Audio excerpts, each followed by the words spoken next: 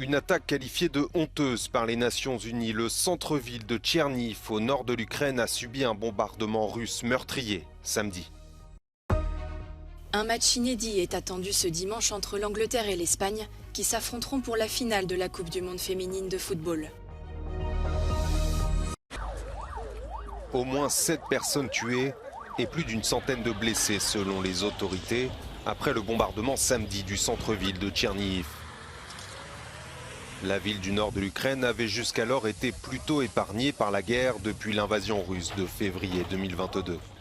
Une attaque condamnée par le président ukrainien Volodymyr Zelensky, aux côtés d'Ulf Kristersson, Premier ministre de la Suède. Candidate à l'entrée dans l'OTAN, Stockholm a abandonné au cours des derniers mois sa politique de non-alignement et soutenu militairement l'Ukraine à hauteur de 1,7 milliard d'euros.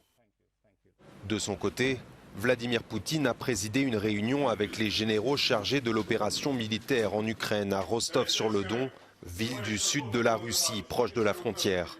Ce samedi matin, l'armée russe a affirmé avoir éliminé 150 soldats ukrainiens sur le Dniepr au sud, où Kiev tente de percer les défenses de Moscou. Kiev et Bucarest ont conclu un accord pour accélérer l'acheminement des marchandises ukrainiennes via le territoire roumain. L'accord vise à court-circuiter les obstacles russes à l'exportation des céréales ukrainiennes par la mer Noire. Depuis plusieurs semaines, l'artillerie russe vise les infrastructures qui permettent à l'Ukraine d'écouler au compte-gouttes ses récoltes par la mer. Kiev et Bucarest veulent restaurer les infrastructures de transport détruites et espèrent doubler le transit des céréales ukrainiennes via la Roumanie.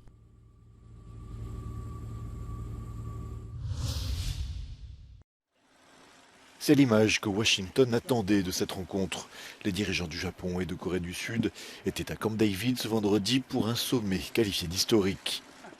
Un message d'unité envoyé à Pékin. Joe Biden a ainsi annoncé que les trois pays se consulteraient systématiquement et rapidement face aux menaces les visant.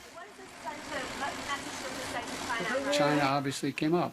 Not to say we don't share concerns about the economic coercion or heightened tensions caused by China. But this summit was really about our relationship with each other and deepening cooperation across an entire range of issues that went well beyond just the immediate issues we raised. Dans une déclaration conjointe publiée ce vendredi, les trois alliés ont condamné le comportement dangereux et agressif de la Chine.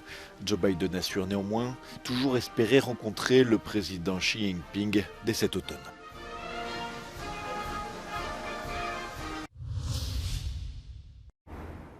Dans l'est de la France, un quartier de Mulhouse devient un désert médical. 3 généralistes ont pris leur retraite sans trouver de remplaçant.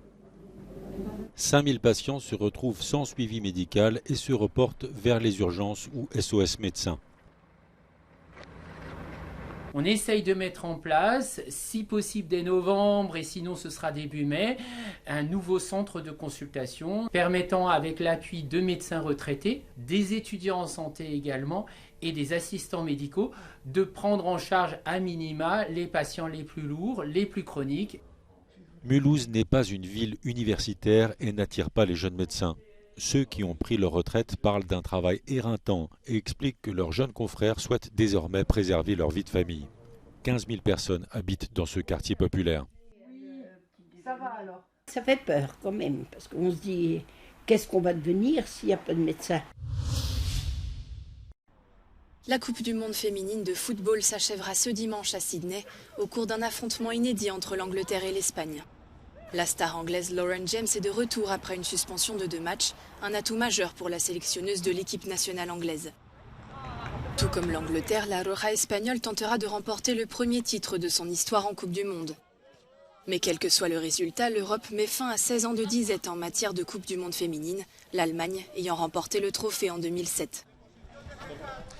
Well, it wasn't the final that the locals dreamt of, but still plenty of interest ahead of women's football's showpiece event. For England and Spain, this is uncharted territory. Neither side have been to this stage of the competition before. La Roja have had off-the-field issues to contend with, whilst the Lionesses will be looking to go one step further following that European Championships victory last summer. 80,000 fans will be at Stadium Australia for this one. Either way, they will be witnessing football history. Sam Ashu for Euronews in Sydney.